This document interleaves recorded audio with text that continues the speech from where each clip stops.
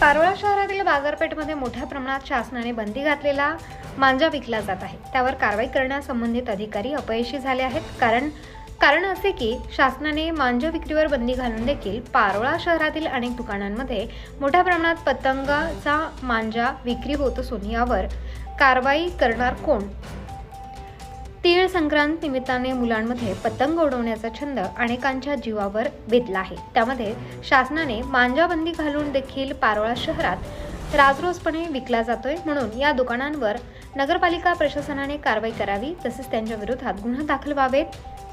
कारण या मांजा येथे विक्री केला जातोय. शाळेच्या मुलांमध्ये मोठ्या प्रमाणात पतंग मांजा विक्री होत असून यावर शासनाची बंदी असून देखील पारोळा शहरात मोठ्या प्रमाणात दुकानात तो विकला जातोय. यावर कारवाई करणार कोण? महानगरपालिका की पोलीस स्टेशन या संबंधित विक्रेत्यांवर गुन्हा दाखल करावा अशी मागणी पालकांकडून केली जाते. Subscribe now and press the bell icon. Never miss an update.